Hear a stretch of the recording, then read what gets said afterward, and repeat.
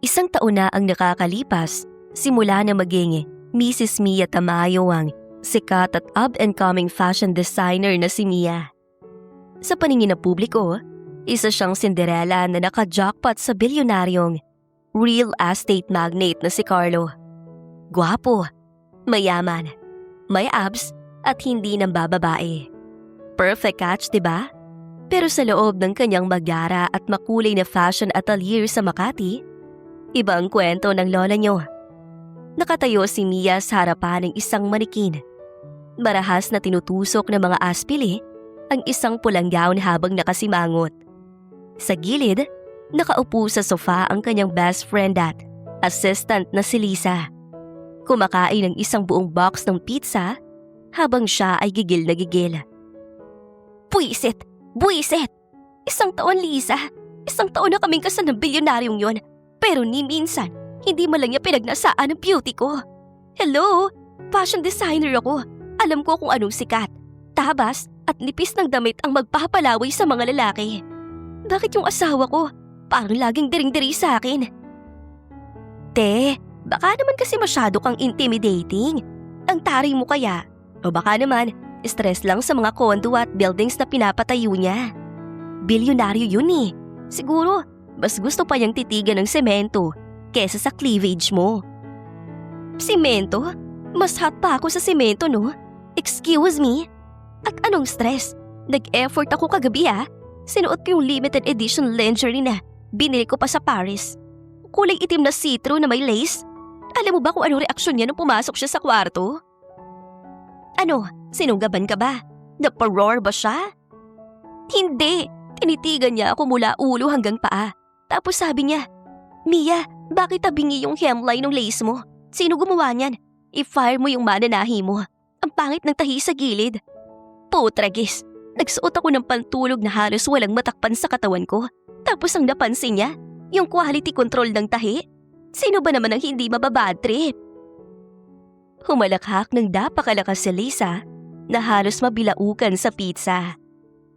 Grabe, fashion critic palang asawa mo, Bessie. Pero seryoso, Mia. Pang-ilan yun ang try yan.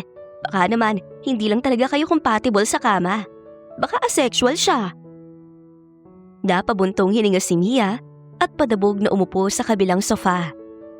Ewan ko, Lisa. Minsan feeling ko talaga, napilitin lang siyang pakasalan ako dahil binubungangaan na siya ni Doña Elena na mag-asawa at magkaapo. Ako lang yung naging convenient na option kasi close yung parents natin dati bago sila namatay. Pero nakaka-insecure na. Pangit ba ako? Amoy bawang ba ako? Asawa ko siya pero feeling ko, roomboy ko siya sa hotel na nag-o-observe lang kung malinis yung kwarto. Huwag kang mag-insecure, te. Maganda ka, sexy ka, at ikaw si Mia, ang pinakamagaling na designer sa Maynila. Siguro, kailangan mo lang siyang harutin ulit mamaya. I-level up mo. Kung hindi gumana ang lace, subukan mo yung leather. Baka gusto niya ng medyo action. Napangisi ng kaunti si Mia at nagkaroon ng ideya. Leather? Sige. Pagbibigyan ko siya ngayong gabi. Kapag ito hindi pa umepekto, ewan ko na lang kung tao pa ba siya o ribulto. Pagsapit ng gabi, naghanda si Mia para sa kanyang huling misyon ng pang-aakit. Nakasuot siya ng isang sexy leather corset, naka-full makeup, may pulang lipstick at naka-heels pa sa loob ng kwarto. Nakaupo siya sa gilid ng kama. Nakapost ng parang cover girl sa magazine habang hinihintay ang pagpasok ni Carlo. Bumukas ang pinto at pumasok si Carlo. Nakasuot ito ng mamahaling Armani suit. Mukhang pagod, pero gwapong-gwapo pa rin. Nang makita niya si Mia, napatigil siya sa paglalakad. Nanlaki ang mga mata niya at napatakip ng bibig. Mia, oh my God, anong suot mo? Bakit ka nakahil sa ibabaw ng kama natin? Bagyo yung bedsheet natin, Egyptian cotton yan. Mabubutasin sa taku mo. Nawala ang poise ng dalaga at napa-facepalm sa inis. Carlo, seryoso ba? Kama talagang una mong napansin? Tingnan mo nga ako. Asawa mo ko. Hindi ba ako appealing sa'yo? Hindi malang ba iinit ang dugo mo sa nakikita mo? Mia, ang init-init sa Pilipinas. Bakit ka naka-leather? At saka, buka kang sasali sa wrestling match. Please, magpalit ka na. Amoy baka yung leather mo. Baka mangamoy sa kwarto natin. Maliligo lang ako. Pagod na pagod ako sa board meeting. Tuloy-tuloy na pumasok si Carlo sa banyo at nilak ang pinto. Naiwan si Mia sa ibabaw ng kama. Nakanganga at halos lumabas ang usok sa ilong sa matinding galit. Wrestling match? Amoy baka? Galing pa to ng Italy, Carlo. 50,000 ang halaga nito. Hayop kang bilyonaryo ka. Hindi kita mapapatawad sa pag-insulto sa fashion sense ko. Padabog na inihagis ni Mia ang mga unan sa sahig. Habang nagwawala siya, napansin niya ang cellphone ni Carlo na naiwan sa ibabaw ng bedside table. Umilaw ang screen nito. Wala sanang pakialam si Mia dahil nirerespeto niya ang privacy ni Carlo. Pero ang caller ID na lumabas ay nagpakunot ng noo niya. Isang notification mula sa messaging app. Ang pangalan ng sender ay Daddy D. Daddy D? Sino to? Supplier ng semento? Bakit may muscle emoji? Dahil sa curiosity at dahil medyo bukas pang screen, nabasa ni Mia ang kabuuan ng text message na nag-pop up sa lock screen. Miss na kita agad, babe. Ang sarap ng luto mo kanina. Punta ka bukas sa hotel? Same room. Ipapahilot ko ulit sa iyo yung abs ko. Tumigil ang pagtibok ng puso ni Mia. Nalamig ang buong katawan niya. Babe? Hotel? Abs? Nanginginig ang mga kamay ni Mia habang nakatitig sa screen. May kabit siya. May kabit ang asawa ko. Kaya pala hindi niya ako pinagdanasaan. Kaya pala mukha akong baka sa paningin niya. Kasi may iba siyang paboritong baka. Isang daddy na may abs. Mabilis na kumuha ng litrato si Mia gamit ang sarili niyang phone bilang ebidensya. Nang marinig niya ang pagpatay ng shower sa loob ng banyo, mabilis siyang nagtatakbo papunta sa kanyang walk-in closet para magbihis. Pilit niyang kinalmang sarili. Hindi siya iiyak o magwawala. Isa siyang praktikal na babae. At aalamin niya muna ang buong katotohanan bago siya sumugod. Kinabukasan, magiging detective ang lola niyo.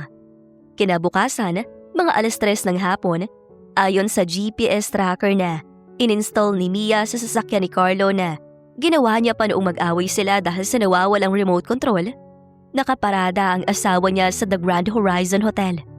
Nakatayo si Mia sa tapat ng room 808. Nakasuot siya ng malaking sunglasses. Isang itim na trench coat at isang scarf na nakabalot sa ulo niya na parang isang Russian spy. Kasama niya si Lisa na nagpapanik sa gilid niya. Mia, sigurado ka ba dito? Baka naman business meeting lang talaga. Paano kung supplier nga ng mga materialis yung katext niya? Baka abs meaning absolute semento. Absolute semento? Seryoso ka ba sa palusot mo, Lisa? Ipapahilot ko sa yung absolute semento ko? Ganon? Huwag mo kong pigilan. Kung kailangan kalbuhin ko yung kabit niyang daddy din na yun, kakalbuhin ko. Humanda talaga sa akin yung Carlo na yan. Walang sabi-sabing kumatok si Mia ng napakalakas sa pinto. Sumagot si Carlo mula sa loob ng kwarto. Wait lang, room service ba yan? Opo sir, housekeeping. May i-deliver lang pong fresh towels. Narinig nila ang pag-unlock ng pinto. Dahan-dahang bumukas ang pinto at agad na sinipa ito ni Mia ng buong lakas. Aray, ano ba Mia? Ano ginagawa mo rito? Pagpasok ni Mia at Lisa sa loob, parang huminto ang oras. Ang inaasahan ni Mia na makikita ay isang babaeng naka-lingerie. Pero ang bumungad sa kanila ay isang napakalinis at mabangong hotel room. Nakatayo si Carlo, ang bilyonaryong CEO. Suot ang isang kulay pink na silk bathrobe habang may nakadikit na cucumber slices sa noo. At sa ibabaw ng kama, nakaupo ang isang napakagwapo, matangkad at macho-machong lalaki na naka-boxer shorts lang. Ang muscles nito ay halos pumutok na at may hawak itong bowl ng strawberry. Ito si Diego. Nalaglag ang panga ng 2 dalaga. Napatanggal ng sunglasses si Mia at nakatitig sa abs ni Diego. Oh my God! Te, ang laki ng muscles! Nagtataka si Diego na tumayo mula sa kama at lumapit kay Carlo. Tinakbayan niya ito. Babe, akala ko ba hindi niya alam na magkikita tayo? Namumula ang muka sa galit at gulat si Mia. Babe? Tinawag mo siyang babe? Carlo, anong ibig sabihin nito? Bakit? Bakit lalaki ang kabit mo? Bakla ka? Mia, let me explain. Please, huwag kang sumigaw. Baka may makarinig sa atin sa hallway. Walang pakialam ang hallway sa inyo. Hayop ka, Carlo. Isang taon kong kwestiyon ng ganda at pagkababae ko. Sinuot ko ang pinakamahal na mga damit. Inahit ko ang lahat ng pwedeng ahitin sa katawan ko para lang maging presentable sa'yo. Yun pala, hindi naman panty ang gusto mong makita, kundi boxer shorts.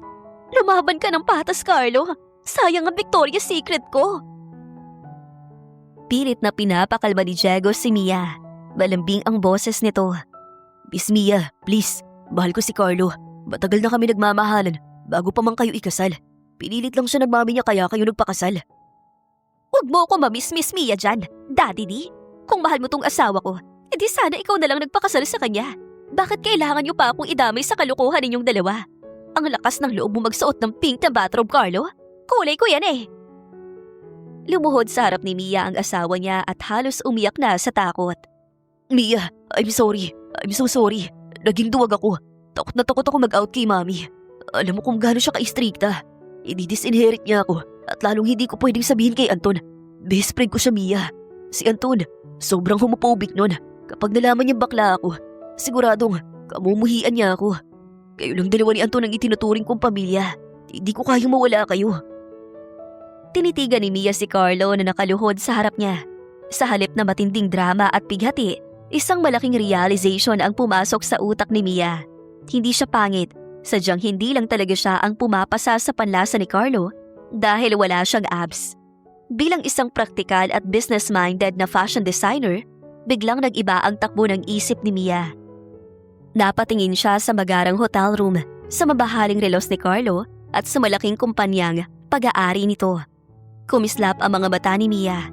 Ang mga luha ay mabilis na natuyo. Huminga siya ng malalim bago nagsalitang muli. Tumayo ka dyan, Carlo. Nakakaya ka sa boyfriend mo.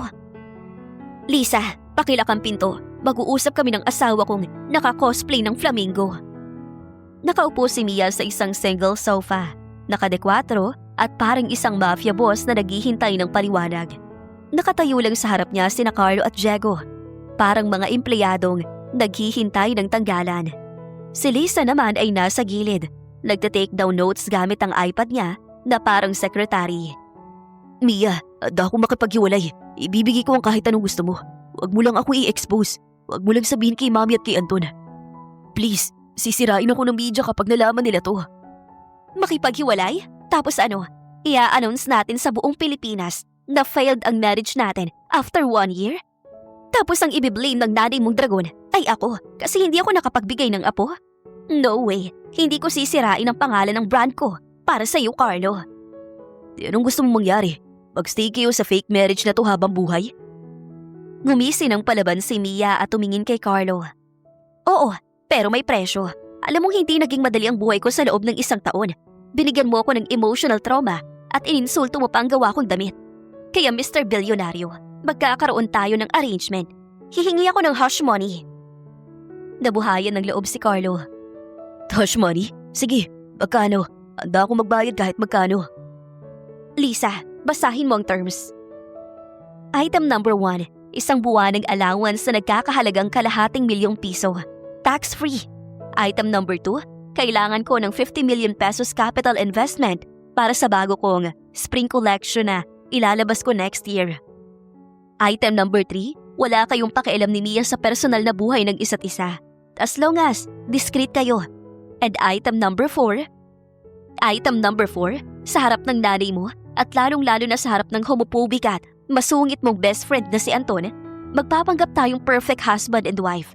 Tuwing may family dinner, holding hands tayo. Tuwing may public event, aakbayan mo ako at yayakapin. Walang makakahalata. Iingatan mong reputasyon ko at iingatan ko ang sekreto mo. Deal? Mangiyak-iyak sa tuwa ang mister niya at mabilis na tumango. Deal. Deal na deal, Mia. Maraming salamat. Pangako, babayaran kita ng maayos. Wala kang magiging problema.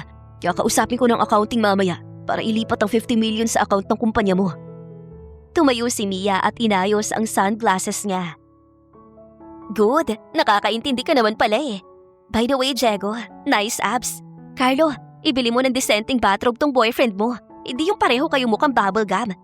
Lisa, let's go. May kailangan pa tayong i-design na collection na nagkakahalaga ng 50 million pesos. Lumabas sina Mia at Lisa nang may malaking ngiti sa mga labi. Sa halip na maging isang luhaang asawa siya, naging isang milyonaryong CEO ang ating bida pero hindi niya alam. Ang pagpapanggap na hinihiling niya sa harap ni Anton ay hindi magiging madali. Dahil ang best friend ni Carlo na si Anton ay hindi lang masungit. Isa itong lalaking may matalas na mata na laging nagbabantay sa bawat galaw ni Mia. Makalipas ang ilang araw, inimbita ni Doña Elena sina Mia at Carlo para sa isang pamilyar na Sunday dinner sa mansyon. Bilang parte ng kanilang kontrata, nagbihis si Mia ng isang napaka-eleganteng asul na dress na siya mismo ang nag-design. Pagdating nila, nagulat si Mia na hindi lang sila ang bisita. Nakatayo sa gilid ng sala, may hawak na wine glass at nakasimangot na tinitingnan ng cellphone niya. Ay walang iba kundi si Anton. Matangkad, perpektong panga at may seryosong mga mata na tila laging hinuhusgahan ang lahat ng bagay na makita niya. Bilyonaryo rin siya at matalik na kaibigan ni Carlo mula sa pagkabata. Nang pumasok sina Mia at Carlo na nagpapanggap na nagka-holding hands, agad na tumalim ang tingin ni Anton kay Mia. Carlo, dito na pala kayo at dinala mo pang asawa mo. Akala ko ba, family dinner lang to ni Tita Elena. Tinaasan ng kilay ni Mia si Anton. Ngumiti ito ng plastic. Family dinner nga, Anton. Asawa ko ni Carlo, so family ako. Ikaw, bakit ka nandito? Naubusan ka na ba ng ulam sa bahay niyo kaya dito ka nakikikain? Natataranta si Carlo kaya pilit siyang tumatawa para basagin ang tensyon. Kayo talaga, laging nagbibiruan. Yes, sweetheart. Alam mo namang parang kapatid ko na rin si Anton. Palagi siyang invited ni Mami. Totoo yan. Si Anton na nag-iisang pinagkakatiwalaan ko pagdating sa mga negosyo. Sana nga, ganyan din ang asawa mo sa kumpanya natin, Carlo. Imbis na puro pagtahin ng kung ano-anong inaatupag. Ngumiti ng matamis si Mia kay Doña Elena. Pagtahi po ng kung ano-ano na kumikita ng milyon-milyon, Mami Elena? Fashion is a multi-billion industry. Diba, sweetheart? Sinuportahan mo nga ako ng 50 million capital kahapon eh. Nabulunan si Anton sa iniinom niyang tubig. Si Doña Elena ay nanlaki ang mga bata at nabitawan ng pamaypay.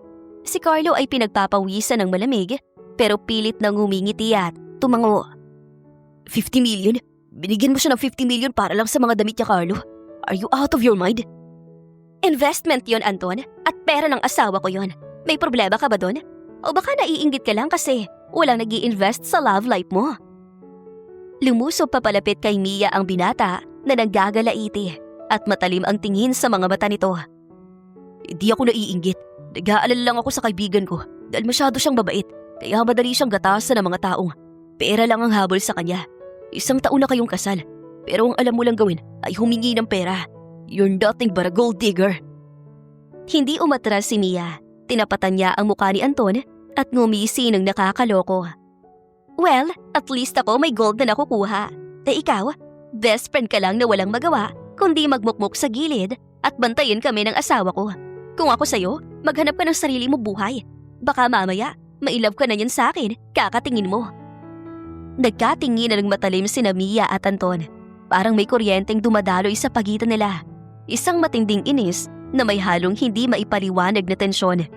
Si Carlo naman ay nasa gilid, nagpapaypay ng sarili at pilit na ngumingiti. Umaasa na hindi magsabunutan ng asawa niya at ang best friend niya.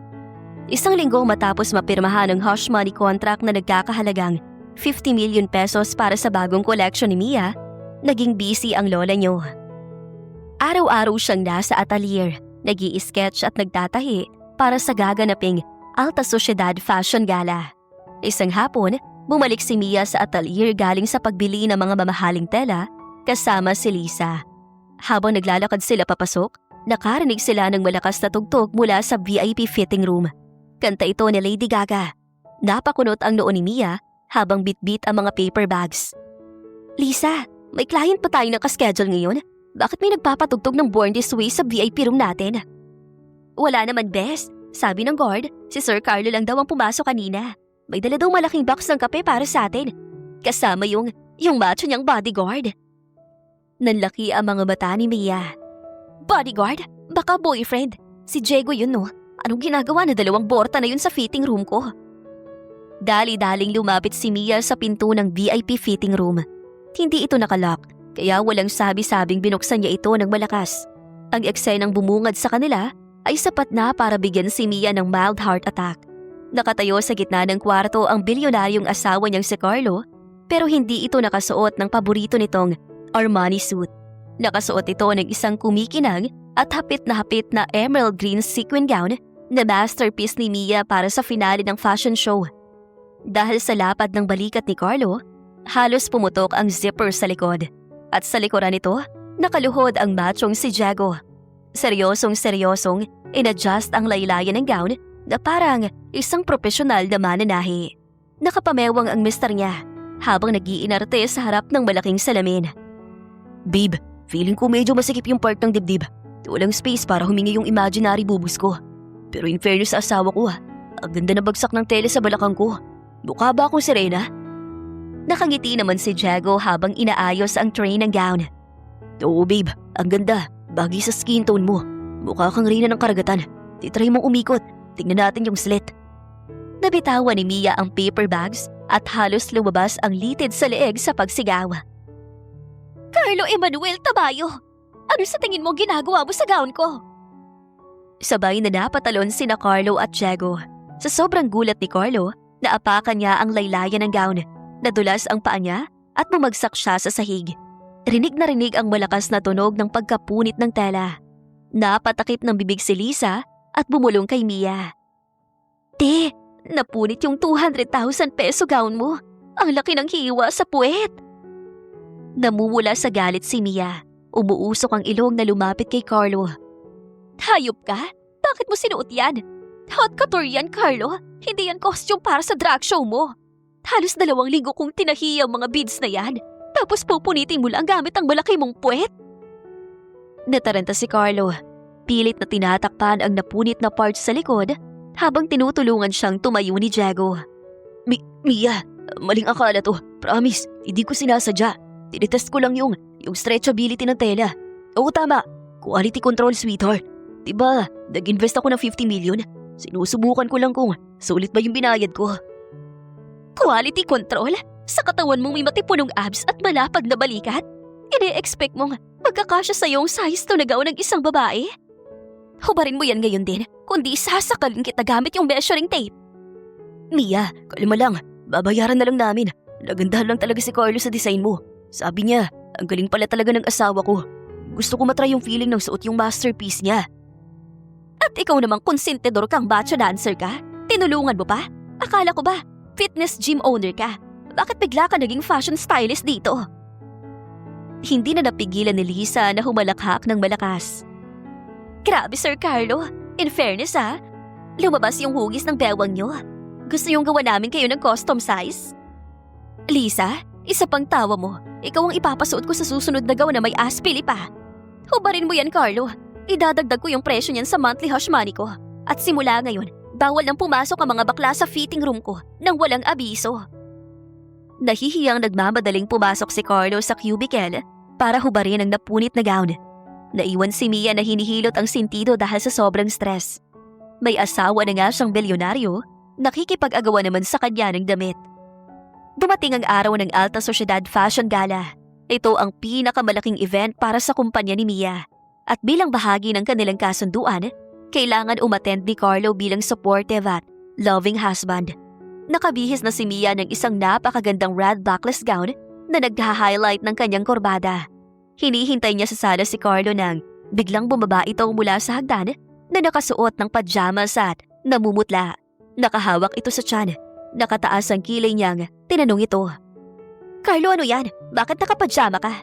The gala starts in an hour. Red carpet yun. Huwag mong sabihin, balak mo mag-avant-garde sleeper sa event ko. Umuungol ang mister niya at nagkukunwaring namimilipit sa sakit ng tiyan. Mia sweetheart, hindi yata ako makakasama. Ang sakit ng tiyan ko, LBM yata to. Nakakalimang balik na ako sa banyo. Feeling ko, may nakain ako kaninang tanghali. LBM? O baka naman anniversary ninyo ni Diego at pupunta kayong Boracay ngayong weekend? Huwag mo kong gawing tanga, Carlo. Nakita ko yung plane tickets na nakaprint sa opisina mo. Ouch! Oo na, sige na. Anniversary nga namin ni Diego, Mia. Please, minsan lang kami mag-celebrate. Huwag mo na akong pilitin sa gala na yan. Nakahanap na ako ng papalit sa akin. Papalit? Carlo, asawa ko ang kailangan doon. Sino namang ipapalit mo? Si Diego? Bago pa man makasagot si Carlo, bumukas ang front door ng mansyon. Pumasok ang isang matangkad na lalaki na nakasuot ng perpektong itim na tuxedo. Ang buhok nito ay nakastyle ng maayos at ang amoy ng mamahaling pabango nito ay agad na kumalat sa sala. Si Anton, ang masungit na best friend. Nang magtagpo ang mga mata nila ni Mia, sabay silang napasimangot sa isa't isa. Akong papalit. Tinawagan ako ng asawa mong may LBM daw. Pinakiusapan niya akong i-escort ka para hindi ka magmukhang kawawa sa red carpet. Hinarap ni Mia ang mister niya. Galit na galit siya. Siya, Carlo? Seryoso ka ba? I-escort ako ng lalaking to na kulang na lang sabihing magnanakaw ako sa tuwing tinitingnan niya ako. Nagtatago sa likod ni Anton si Carlo at nagmamakaawa. Mia, please. Si Anton lang ang pinagkakatiwalaan ko magbantay sa'yo. At Anton bro, thank you talaga. Alam kong busy ka rin, pero ikaw na muna bahala sa asawa ko. Huwag niyo sanang patayin ang isa't isa. Bye, LBM ko tumatawag na. Mabilis na tumakbo si Carlo paakyat ng hagdan para mag-impake papuntang Boracay. Naiwan sina Mia at Anton sa gitna ng sala. Nagkatinginan ng dalawa. Walang gustong kumurap. Bumuntong hininga si Anton at tinitigan si Mia mula ulo hanggang paa. Kahit ayaw niya itong aminin, napakaganda ni Mia sa suot nitong pulang gown. Makinig ka, Mia. Ginagawa ko lang to para kay Carlo. Kaya mamaya sa event, umayos ka. Huwag kang umastang gold digger. Smile for the cameras. And don't make Carlo look bad. Ngumisi ng palaban si Mia. Lumapit siya ng kaunti kay Anton at inayos ang necktie nito ng padabog. Makinig ka rin, Anton. Ginagawa ko rin to para sa brand ko. Kaya mamaya sa event, huwag kang umastang bodyguard kung constipated. Ngumiti ka. At kung tatanungin ka nila kung nasaan ang asawa ko, sabihin mo may business emergency. Huwag mong sabihin nag-LBM dahil nakakabawas ng class. Tara na. Tinalikuran ni Mia sa Anton at naunang maglakad palabas. Napailing na lang si Anton pero palihim na napaamoy sa halimuyak ni Mia na naiwan sa hangin. Bakit bang bango ng babaeng to? Napakaliwanag ng red carpet, puno ng mga flash ng camera, mga reporters at mga sikat na personalidad sa fashion industry. Pagbaba ni Mia mula sa itim na limousine, agad na nag-unahan ng mga photographers. Inalalayan siya ni Anton pababa ng sasakyan. Ang mahigpit na hawak ni Anton sa kamay ni Mia ay nagpadala ng kakaibang init sa balat ng dalaga. Miss Mia, dito po. Ang ganda ng gown niyo. Taasan po si Mr. Tamayo. At sino po tong gwapong kasama ninyo? Ngumiti ng napakatamis para sa camera si Mia at kumaway. My husband is currently handling a very important business emergency overseas. But he made sure I was well taken care of. This is Anton, his best friend and business partner. Is my escort for tonight. Mr. Anton, pakihawak naman po sa bawang si Miss Mia para sa picture. Dikit po kayo ng kaunti. Naniga si Anton.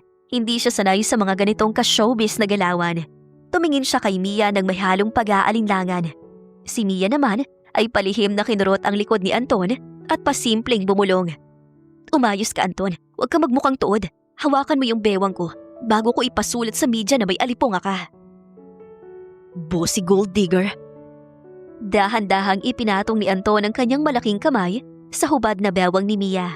Dahil backless ang gown nito, pareho silang nakuryente sa pagdikit ng kanilang mga balat. Napabuntong hininga si Mia. Hindi inaasahan na ganon kainit ang palad ng masungit na bilyonaryo. Si Anton naman ay biglang nakaramdam ng pagbilis ng tibok ng puso nang maramdaman niya ang lambot ng balat ni Mia. Habang nagpo-pose sila, may dalawang matapobreng socialites na dumaan sa likuran nila at sadyang nagparinig. Tingnan mo yan, wala na namang asawa. Siguro nga totoo yung chismis na pineperahan lang ni Mia si Carlo, kaya laging iniiwan sa mga events. Ang swerte niya at si Anton ang pumalit. Panidikit pa oh. Gusto sanang lumingon ni Mia para sagutin ang mga chismosa. Pero bago pa man siya makakilos, hinigpitan ni Anton ang hawak sa bewang niya at inilapit siya lalo sa katawan nito. Tumingin si Anton sa mga socialites. Malamig at nakakatakot ang mga mata. Medyo nilakasan niya ang boses niya na nagsalita. Sapat para marinig ng mga chismosa at ng media. Carlo is a very lucky man to have a wife as talented and beautiful as Mia. Kung asawa ko babaeng to, I would buy her the world. And I wouldn't let anyone disrespect her. Lalo na yung mga taong hanggang chismis lang ang alam dahil walang kwenta ang sarili nilang mga buhay. Sabay na napanganga ang dalawang socialites at mabilis na naglakad palayo dahil sa hiya. Nagulat din ang mga photographer sa pagiging protective ni Anton, pero ang pinaka-nagulat sa lahat ay si Mia. Tumingala siya kay Anton. Ang lalaking akala niya ay kamumuhian siya ng buong buhay ay ipinagtanggol siya sa harap ng maraming tao. Nagtama ang kanilang mga paningin. Walang asaran at sungitan. Purong pagkamanghalang ang nasa mata ni Mia at isang hindi maikakailang atraksyon ang nasa mata ni Anton. Bumubulong si Mia na medyo namumula na. Bakit mo ginawa yon? Akala ko ba, gold digger ang tingin mo sa akin? Umiwas ng tingin sa kamera at tumingin kay Mia. Hindi niya rin maintindihan ang sarili niya. Gold digger ka pa rin sa paningin ko, Mia. Pero ako lang ang pwedeng mag-insulto sa'yo. Wala nang iba. Ngumisi si Anton at sa unang pagkakataon, napansin ni Mia na may dimples pala ang masungit na best friend ng asawa niya. Ang gabing yawan na inakala nilang magiging isang disaster ay naging simula ng isang magulo, nakakatawa at nakakakilig na paglapit ng kanilang mga mundo. 3 araw na ang nakalipas simula noong red carpet event, hindi maalis sa isip ni Mia ang ginawang pagtatanggol sa kanya ni Anton. Akala niya ay kamumuhian siya nito habang buhay. Pero bakit parang may iba siyang naramdaman nung hawakan nito ang dawang niya? Sabado ng umaga, nakasuot lang si Mia ng isang oversized white t-shirt at maikling shorts. Gulo-gulo pa ang buhok niyang naka-messy bun. Nagtitimpla siya ng kape sa kusina habang ka-video call si Lisa. Bes, seryoso? Ipinagtanggol ka ni Anton? Damasungit? Baka naman nasapian lang na mabuting espiritu yun ang gabing yun, oh. Baka naman, in love na sa'yo. Napairap si Mia sa sinabi ng kaibigan niya. In love agad? Baliw. Baka ayaw nilang mapahiya yung pangalan ni Carlo dahil ako ang dala niya. Pero aaminin ko, ang bango niya. Amoy mamahaling kahoy na ewan. Tapos yung hawak niya sa bewang ko, muntik na akong manghina. Parang gusto ko siyang gawing fitted model sa atelier. Habang kinikilig si Mia sa video call, hindi niya napansin na may taong nakatayo sa hamba ng pinto ng kusina. Nakapamulsa ito, nakasuot ng casual navy blue polo at nakataas ang isang kilay. Si Anton, narinig niya ang huling sinabi ni Mia. Tumikhim ng malakas ang binata. Fitting model baka mo? Baka hindi ko ma-afford yung talent fee mo, Mia.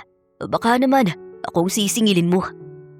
Muntik nang maibuga ni Mia ang mainit na kape sa mukha niya. Pabilis niyang pinatay ang tawag kay Lisa at nanlalaki ang matang humarap kay Anton. Pinilit niyang hilahin pababa ang oversized shirt niya dahil naramdaman niyang masyadong maikli ang shorts niya. Si Anton naman, kahit pilit na nagpapakasungit, ay hindi maiwasang mapalunok. Sanay siyang nakikita si Mia na naka-gown o naka-full makeup. Ngayon, sa simpleng t-shirt at walang makeup, na-realize niyang ang ganda-ganda pala talaga ng asawa ng kaibigan niya. Natural at fresh. Nataranta naman si Mia habang sobra sa pamumula ng pisngi. Anton, anong ginagawa mo dito? Ang aga-aga ha? Walang pang doorbell tong bahay namin? Pilit na iniiwas ng binata ang tingin sa mapuputing binti ni Mia. Naglakad siya palapit sa island counter. Pinagbuksan ako ng menu. Hinahanap ko si Carlo. May kailangan kaming pirmahang kontrata para sa bago naming joint venture. Asan bang asawa mo? Ayon, nasa itaas. Nagpapahinga. Pagod daw galing Boracay. Alam mo naman yun, masyadong workaholic. Kaya laging puyat. Ang totoo, pagod si Carlo dahil sa 3 araw nilang bakasyon ni Diego. Pero syempre, kailangan panindigan ni Mia ang hush money contract niya. Kumuha ng isa pang mug si Mia at ipinagtimpla ng kape si Anton. Ibinigay niya ito sa binata. Nagtama ang mga daliri nila nang kunin ni Anton ang mug. Mabilis na binawi ni Mia ang kamay niya na parang nakuryente. Salamat sa kape. Anyway, about the other night sa gala. Huwag mong isiping ginawa ko yun dahil gusto kita. Ginawa ko yun para sa reputasyon ni Carlo. Sino ba nagsabing ginawa mo yun dahil gusto mo ko? Ang assuming mo rin ano? Tsaka excuse me, Mr. Masungit. Kaya kong ipagtanggol ang sarili ko. Hindi ko kailangan ng knight in shining armor na constipated ang muka. Ngumisi si Mia samantala Inilapag naman ni Anton ang mag ng medyo malakas. Lumapit ng kaunti kay Mia at bumaba ang boses nito. Constipated? O baka naman, daitin shining armor na amoy mamahaling kahoy at nagpapahina ng tuhod mo. Nanlaki ang mga mata ni Mia. Narinig niya yung sinabi ko kay Lisa? Patay! Pulang-pula ang mukha ni Mia habang si Anton ay palihim na napangiti dahil nakita niya ang reaksyon ng dalaga. Bago pa man makasagot si Mia, biglang bumaba si Carlo mula sa hagdan. Nakasuot ito ng pink pajamas at may hawak na hot compress. Nagulat ito na makita si Anton. Tantel bro, ang aga mo naman. Sana nag-text ka para nakapagbihis ako ng maayos. Bumalik sa seryosong mukha ni Anton. Kailangan mo nang pirmahan yung mga papeles, Carlo. At saka, nag-text si Tita Elena. Pinapupunta niya tayong lahat sa resort niya sa Batangas ngayong weekend. Family bonding daw at kailangan mong isama ang asawa mo. Weekend? Sa Batangas? Pero bro, may schedule ako sa gym. Kailangan ko ng training. Training? Eh di isama mo yung trainer mo. Ang mahalaga, nandun ka. Nandun si Mia. At nandun ako.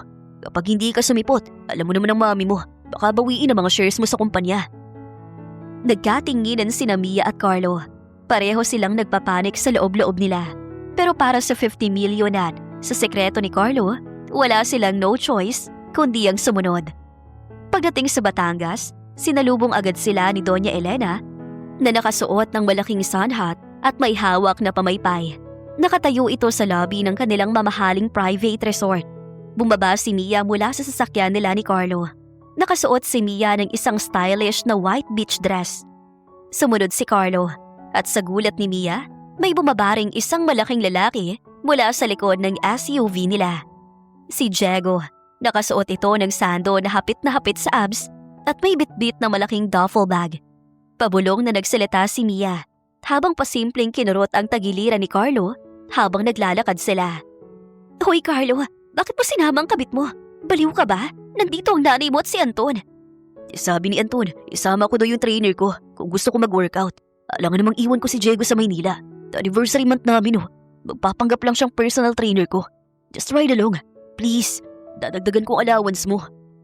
Kulang ang kalahating milyon sa stress na ibinibigay ninyong dalawa sa akin.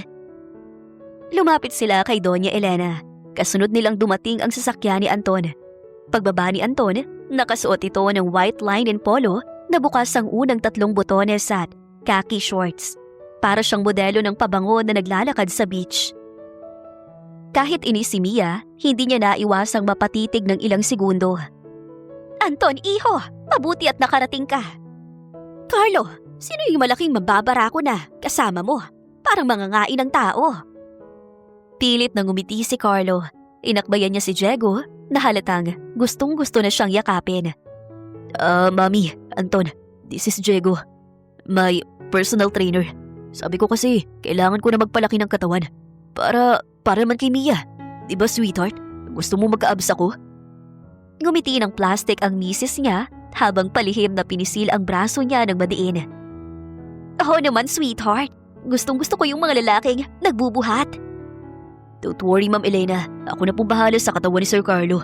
Sisiguraduhin kong papawisan siya araw-araw. Nabulunan si Mia sa sarili niyang laway dahil sa double meaning ng sinabi ni Diego. Si Anton naman ay napakunot ang noo. Nagtataka sa kakaibang aura ng trainer ni Carlo. Oh siya Carlo, mag-gym na kayo ng trainer mo kung gusto mo.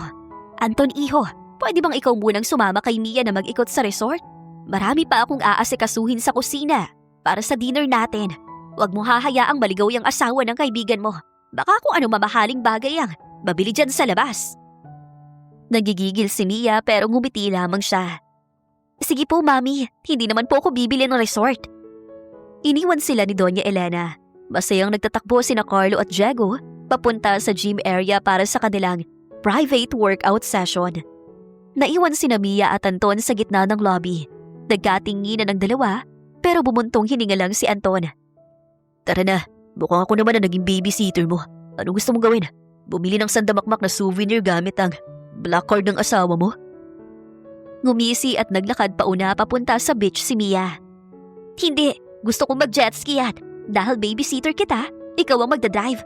Tara na Mr. Masungit, huwag kang mag-inarte. Baka mamaya, maiyak ka sa bilis ko. Sa gitna ng dagat, nakasakay sina Mia at Anton sa isang mabilis na jet ski. Sa halip na si Anton ang mag-drive, nagpumilit si Mia na siya ang nasa manibela. Nakasuot si Mia ng life vest sa ibabaw ng kanyang swimsuit, habang si Anton ay nakaupo sa likuran niya. Sa pilitang nakakapit sa bewang ng dalaga para hindi siya mahulog. Sumisigaw ang binata dahil sa lakas ng hangin at alon. Halatang kinakabahan ito. Mia, dahan-dahan lang. Baliw ka ba? Baka tumaob tayo. Tumatawa lamang ng malakas si Mia at masayang-masaya ito sa ginagawa niya. Ano ba, Anton? Akala ko ba matapang ka? Bilyonaryo ka pero takot ka sa alon? Kumapit ka ng mabuti. Bibilisan ko pa.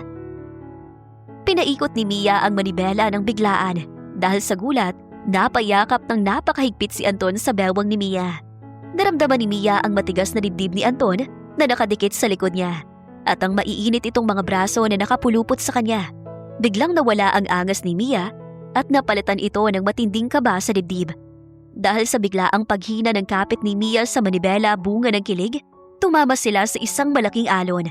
Tumilapon silang dalawa sa tubig. Napasigaw si Mia dahil hindi masyadong marunong lumangoy si Mia. Nagpanik siya at nagtampisaw sa tubig. Anton, tulong! Hindi ko mapil yung buhangin! Mabilis na lumangoy si Anton palapit kay Mia. Hinawakan niya ito sa bewang at inalalayan pataas. Tumatawa ng malakas si Anton. Isang tawa na ngayon lang narinig ni Mia. Tanga, may life vest ka. Hindi ka lulubog.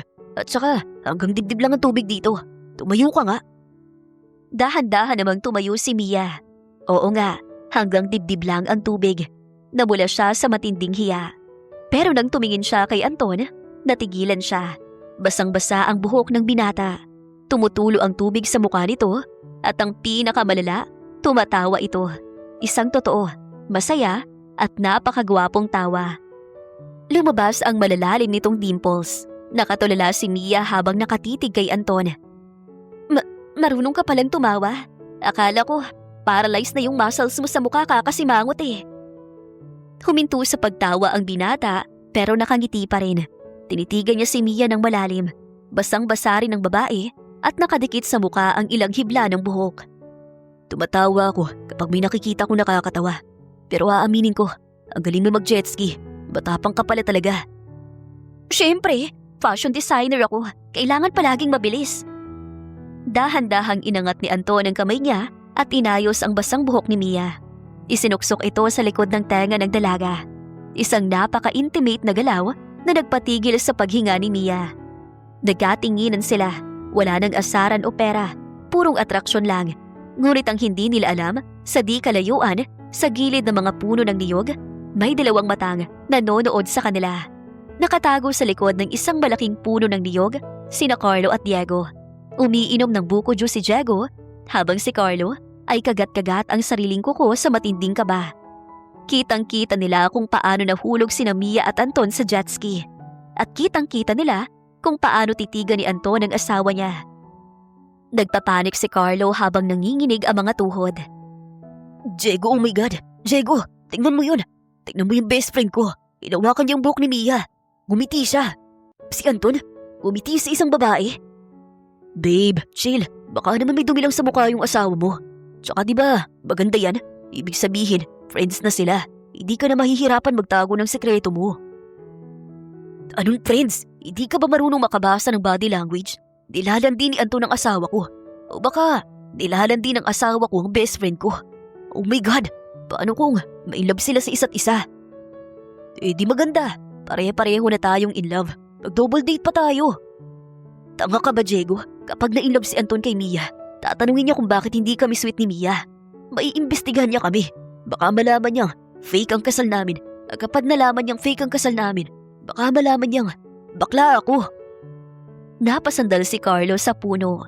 Ang pinakakinatatakutan niya sa buong mundo ay ang mahusgahan ng best friend niyang si Anton. Sa isip ni Carlo, kapag nalaman ni Anton na bakla siya, itatakwil siya nito. Iiwan siya nito. Kamumuhian siya nito. At hindi niya kakayanin na mawala ang kaisa-isang kaibigan niya. Determinadong hinarap ni Carlo si Diego at seryosong-seryoso ito. Dito pwedeng mangyari. Kailangan ko silang paghiwalayan. Kailangan kong sirain ang landian nila. Diego, kailangan ko maging pinaka-sweet. Pinakamacho at pinakaloving na asawa mamayang gabi sa dinner. Kailangan makita ni Anton na patay ako kay Mia para layuan niya to. Napasimangot si Diego at nagselos ng kaunti. Sweet, macho, sa asawa mo. Paano naman ako? Akala ko ba ako lang ang baby mo? Kinurot ni Carlo ang pisngi ng nobyo at hinalikan ito ng mabilis sa labi. Ikaw lang ang baby ko. Acting lang to mamaya. I need to cockblock my own best friend to protect my gay secret. Tara na, mag-shower na tayo at mag-ready for battle. Tumakbo sina Carlo at Diego pabalik sa villa. Samantala, sina Anton at Mia ay naglalakad na pabalik mula sa beach. Palihim na nangingitian at nagkakahiyaan. Ang dinner na paparating ay siguradong magiging isang napakalaking disaster. Gabi na, nakaupo ang lahat sa isang mahaba at mamahaling lamesa sa open-air restaurant ng resort. Nasa kabisera si Doña Elena. Sa kanan niya ay sina Mia at Carlo. Sa kaliwa naman ay sina Anton at ang trainer na si Diego na kasalukuyang kumakain ng isang buong platitong pinakulo ang chicken breast dahil kailangan sa diet. Nakatitig si Anton kay Mia. Nakasuot si Mia ng isang eleganteng yellow sundress. Hindi niya maalis ang paningin sa dalaga, pero bago pa man makapag-umpisa ang usapan, biglang inakbayan ni Carlos si Mia ng napakahigpit na halos masakal si Mia. Oh sweetheart, you look so beautiful tonight. Gusto mo, subuan kita ng steak? Say Nabigla si Mia sa asawa. Pinandilatan niya ng mata si Carlo habang pilit na iniiwas ang bibig sa tinidor na may malaking karne. Carlo, ano ba? Ang laki niyan, hindi kasya sa bibig ko. Tsaka, bakit ka ba sumisigaw? Pilit na isinusubo ni Carlo ang karne kay Mia at nakatingin ito kay Anton. Dahil I love you so much, honey bunch sugar plum, hindi ko mapigilang ipakita sa buong mundo kung gaano kita kamahal. Di ba Anton? Ang swerte ko sa asawa ko. We are so in love. Palagi kami nagkikiss. Mua! Hinalika ni Carlos si Mia sa pisngi ng napakalakas na parang humahalik sa sanggol. Napaka-cringe si Mia at halos mandiri dahil amoy alak ang hininga ni Carlo. Si Diego sa kabilang banda ay muntik nang mabulunan sa chicken breast niya sa sobrang selos. Pero ang pinaka-naapektuhan ay si Anton. Nag-igting ang panga ng binata. Inilapag niya ang kutsilyo at tinidor niya ng malakas. Masyado yata kayo nagiging affectionate sa harap ng pagkain, Carlo. Baka mawala ng gana si Tita Elena. Totoo yan, Carlo. Umayos ka nga. Para kang ewan at. Ikaw, Mia, huwag ka masyadong mag-inarte dyan. Asawa mo nagsusubo sa'yo. Naggagalaiti si Mia. Palihim na tinapakan niya ang paa ni Carlo sa ilalim ng mesa. Okay po. Anong ginagawa mong bakla ka? Bumulong pabalik ang asawa niya habang nakangiti pa rin. Nagpapasweet ako para layuan ka ni Anton. Nakita ko kayo sa jet ski kanina. Huwag kang lalandi dyan. Baka mabisto tayo. Nanlaki ang mga mata ni Mia. Kaya pala, gusto sanang sapakin ni Mia ang asawa niya. Humarap siya kay Anton para sana humingi ng pasensya gamit ang mata. Pero napansin niyang madilim ang aura ni Anton. If you're so in love with your Carlo, bakit hindi ikaw nag-escort sa kanya nung gala? A real man wouldn't leave his beautiful wife alone just because of a minor stomach ache. Katahimikan. Nabitawan ni Doña Elena ang pamaypay niya. Nabulunan ulit si Diego sa manok. Si Carlo ay nanlamig ang buong katawan. Si Mia ay napatigil sa paghinga. Ipinagtanggol na naman siya ni Anton at sa pagkakataong ito, direkta sa harap ng asawa niya. Ang tensyon sa lamesa ay pwede nang hiwain ng kutsilyo. Ang laro ng pagpapanggap ay unti-unti nang nagiging isang totoong labanan para sa puso ni Mia. Pagkatapos ng napakatensyonadong dinner, mabilis na nagtago si Mia sa kanyang kwarto dahil hindi niya nakinaya ang sobrang kaba at kilig sa mga sinabi ni Anton. Samantala, hindi makatulog si Carlo. Kating-katina ang lamunin niyang komprontahin ang kanyang best friend. Gusto niyang protektahan ang kanyang sekreto kaya naisipan niyang mag-feeling selosong macho husband. Hating gabi na nang kumatok si Carlo sa villa ni Anton. Binuksan ito ng binata na nakasuot na lang ng gray sweatpants at walang pang-itaas. Hawak ang isang baso ng tubig. Anton bro, kailangan nating mag-usap. Lalaki sa lalaki. Tinitigan ng binata ang kaibigan nito. Pinasadahan niya ng tingin ang pink pajamas ni Carlo. Lalaki sa lalaki? Naka-Peppa Pig pajamas ka, Carlo. Sige, pumasok. Anong problema mo? Pumasok si Carlo sa loob at padabog na umupo sa sofa. Sumunod din palihim si Diego na nagtatago sa labas ng bintana ng villa para i-cheer ang kanyang jowa.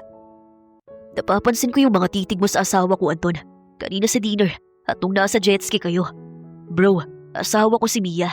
Mahal na mahal ko siya. Hindi ako papayag na aagawin mo siya sa akin. Kung kailangan magsuntukan tayo, gagawin ko. Ipaglalaban ko ang misis ko. Ipaglalaban mo ang misis mo? Bakit buong dinner? Ang mga mata mo nakatitig sa dibdib nung trainer mong si Diego.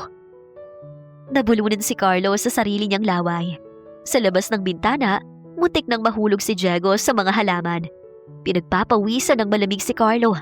Nauutal siya bigla. Ha? Anong Diego? Bro, straight ako. Lalaking-lalaki ako, no? Baka namamalikmata ka lang. Tinitingnan ko lang kung gaano kalaki yung chicken breast na kinakain niya. Bumuntong hininga ang binata. Inilapag ang baso at sumandal. Nawala ang inis sa mukha niya at napalitan ng awa at pag-intindi sa kaibigan. Carlo, tama na. Stop acting. Nakakapagod na yung kakatago mo. Acting? Anong acting? Bro, hindi kita maintindihan. Alam ko, Carlo. Matagal ko nang alam. Alam kong bakla ka. Parang binagsaka ng 10 sako ng semento si Carlo. Nanlaki ang kanyang mga mata at nagsimulang mabuo ang mga luha. Ang pinakakinatatakutan niyang mangyari ay heto na. Sumasabog na sa mismong mukha niya. Umiiyak na siya na nagmamakaawa kay Anton. Anton, please. Bro, huwag kang mandiri sa akin. Huwag mo kong itakwil. Natakot lang talaga ako sabihin sa'yo kasi alam kong galit ka sa mga bakla. Ayokong mawala yung best friend ko.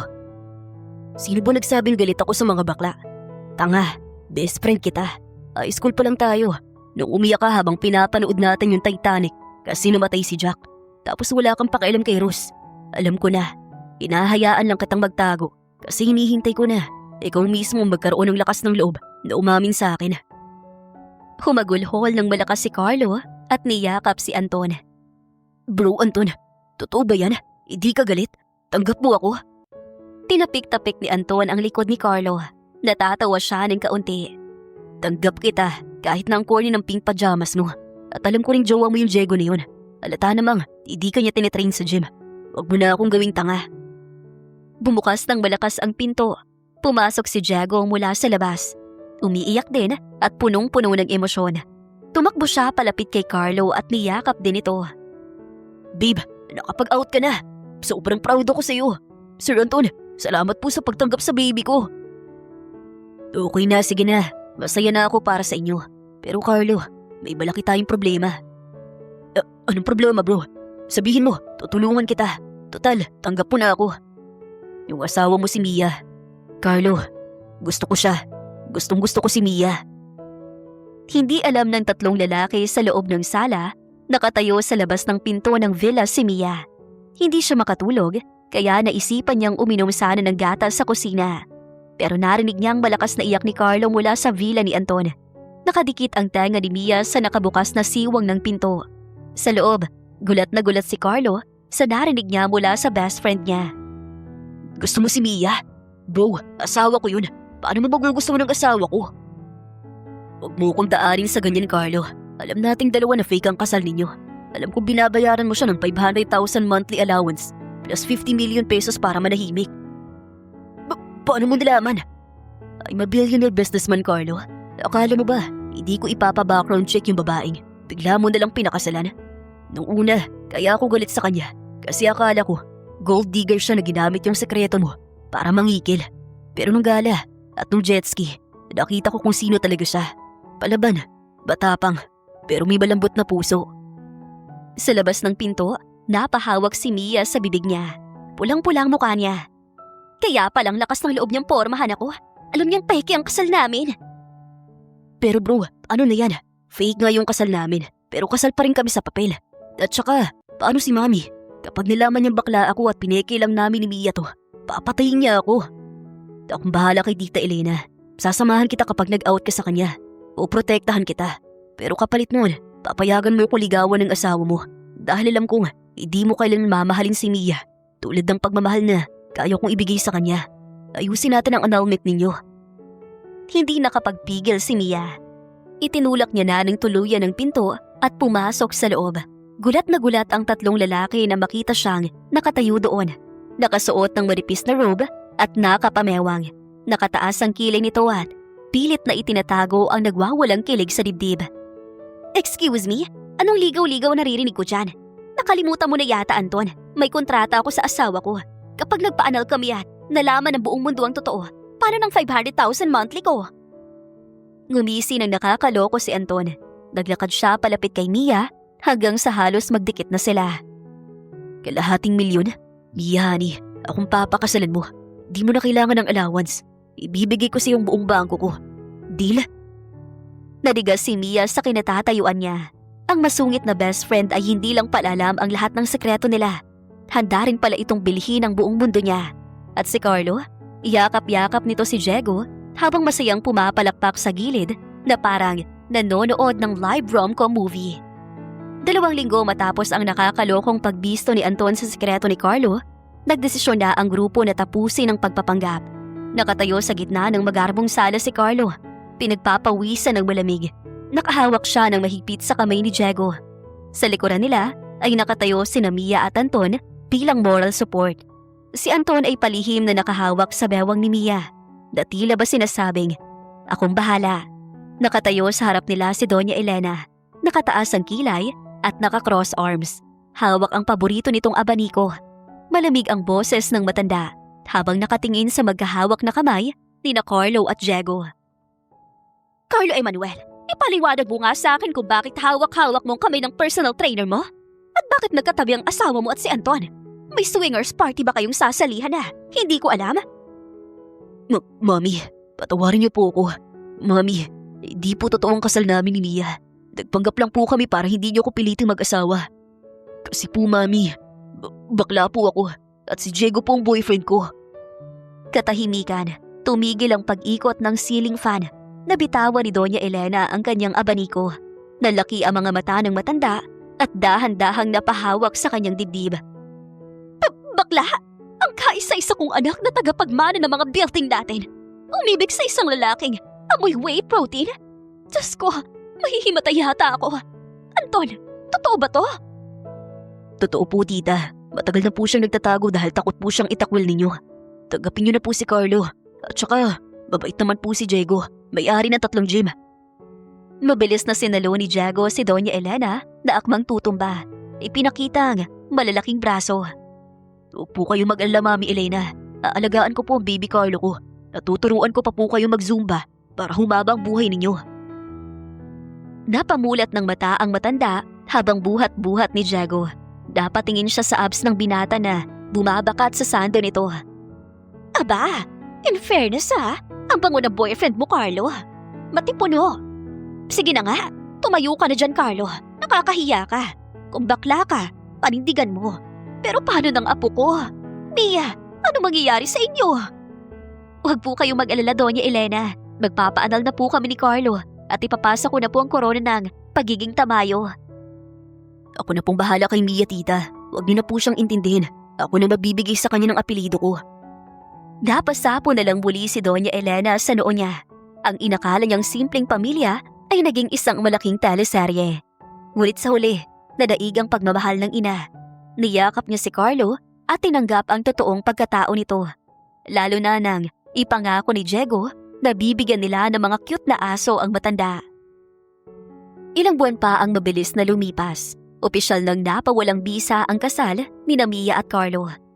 Sa wakas, malaya na si Mia. Nakaupo siya sa kanyang atelier, nag-i-sketch ng isang wedding gown. Pumasok si Lisa na may bit-bit na kape. Te, nandyan na naman sa labas yung bilyonaryong masungit na naging certified lover boy. Pinakyaw na naman niya yung mga bulaklak sa kanto. Papapasukin ko ba? Sige, papasukin mo, maliligaw kung constipated. Bumukas ang pinto at pumasok si Anton. Nakasuot ito ng formal na suit, pero ang mga mata nito ay punong-puno ng lambing kapag nakatingin kay Mia. May bitbit itong isang malaking bouquet ng red roses. Lumapit ito at hinalikan si Mia sa pisngi. Good afternoon, Miss Independent. Nakita ko yung balita. Tapos ng annulment niyo ni Carlo. Malaya ka na. Oo nga malaya na ako. Pero nawala naman ako ng 500,000 na monthly allowance. Sayang din yun Anong ipapakain ko sa mga mananahi ko? Tumawa ng mahina si Anton. Naglabas ng isang itim na credit card mula sa bulsa niya at inilapag sa lamesa ni Mia. Black card, unlimited, no credit limit. Sa'yo na yan. Hala, seryoso ka ba Anton? Baka isipin ng mga tao, ginagatasan naman kita ngayon. Akala ko ba gold digger ako? Gold digger ka pa rin, pero the difference is, I have all the gold you want, and I want you to dig it, Mia. Ilang buwan na ako naliligaw. Gusto kong gawa natin na bagong kontrata ang buhay natin. Dahan-dahang lumuhod si Anton sa harap ni Mia. Kumuha siya ng isang maliit na velvet box mula sa kanyang bulsa at binuksan ito. Isang napakalaking diamond ring ang kuminang sa loob. Napasinghap si Lisa sa gilid na lihim na kumukuha ng video. Mia, hindi to hush money, hindi to fake marriage. Ito ang totoong ako. Nagtatanong kung gusto mo maging asawa ng isang masungit na bilyonaryo na patay sa'yo. Will you marry me, Mia? Mangingilid ang mga luha sa tuwa ng dalaga. Mabilis itong tumango at pinalo ng mahina ang balikat ni Anton. Buwisit ka? Oo na, papakasalan kita. Basta ba sigurado kang straight ka ha? Baka mamaya may itinatago ka ring Diego. Tumawa ng malakas ang binata. Isinuot ang singsing sa daliri ni Mia at binuhat ang dalaga para halikan. I promise, ikaw lang ang babae at nag-iisang tao sa buhay ko. Isang taon matapos ang proposal, ginanap ang pinakahinihintay na kasal nina Anton at Mia. Isang napakagandang garden wedding na puno ng mga sikat na personalidad sa negosyo at fashion. Nakasuot si Mia ng sarili niyang disenyo. Isang nakakabighaning lace gown na nagpaluha kay Anton na makita niya itong naglalakad sa altar. Pero ang pinaka-highlight ng kasal ay ang entourage. Nakatayo sa tabi ni Anton sa altar si Carlo. Nakasuot si Carlo ng isang kulay baby pink na suit, habang si Diego na nasa likod niya bilang groomsman ay naka-gray. Umiiyak si Carlo ng mas malakas pa kesa sa nari ng nobya. Bro, sobrang ganda ng ex-wife ko. Naiiyak ako. Ampunin niyo kami ni Diego kapag may anak na kayo ha. Gusto kong maging ninang. Destininong. Umayos ka nga, Carlo. Best man kita. Huwag kang umiyak na parang maid of honor. Baka isipin ng mga tao, inaago ko yung asawa mo. Sa'yo na siya, bro. Pas bagay kayo. Ikaw lang ang nakakatagal sa bunganga niyan. Pagdating ni Mia sa altar, inabot ni Anton ang kamay nito at hinalikan ito ng buong lambing. Nagpalitan sila ng vows na nagpatawa at nagpaiyak sa lahat ng bisita. Nakangiti si Mia at nakatitig sa mga mata ni Anton habang hawak ang mikropono. Anton, nang una tayong magkita, gusto kitang sakalin gamit ang measuring tape ko. Ang sungit mo, ang yabang mo, at tinawag mo pa akong gold digger. Pero sa paglipas ng panahon, napatunayan kong ikaw palang pinakamalaking jackpot na nakuha ko. Pangako, hindi na ako maghihingi ng hush money. Basta, ibigay mo lang ang puso mo sa akin araw-araw. I love you, my constipated billionaire. Natawa ang mga bisita. Kinuha ni Anton ang mikropono. Emosyonal rin siya, ngunit masaya. Mia, alam mong hindi ako sanay sa mga public events. Palagi akong umiiwas sa tao. Pero na makilala kita, naging handa ako maging proxy escort mo, maging babysitter mo, at maging alalay mo sa jet ski. Kahit takot ako sa alon. You are the most chaotic, loud, and beautiful woman I have ever met. At pangako, I will give you all my gold, all my love, and my entire life. I love you, my beautiful gold digger. Nagpalakpakan ng lahat ng maghalikan ang dalawa. Si Lisa, na isa sa mga bridesmaid, ay sumigaw ng sana all habang kumakain ng cake. Pagkatapos ng seremonya, inihagis ni Mia ang kanyang bouquet. Nag-agawa ng mga single na babae. Ngunit sa hindi inaasahang pagkakataon, ang nakasalo ng bulaklak ay walang iba kundi si Carlo. Itinaas ni Carlo ang bouquet.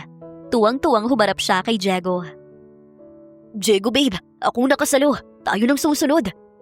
Tumawa ang binata at binuhat si Carlo na parang sako ng bigas. Kahit wala yung bulaklak, tayo pa rin ang susunod, babe. Nagtawanan sina Mia at Anton habang pinapanood ang kanilang mga kaibigan. Niyakap ni Anton si Mia mula sa likod at hinalikan ang pisngi nito. Ang kwentong nag-umpisa sa isang malimig na pagsasama, isang baklang asawa at isang masungit na best friend ay nagtapos sa pinakamasaya, pinakamakulit at pinakatotoong pag-ibig na inaasam ng lahat. Wakas.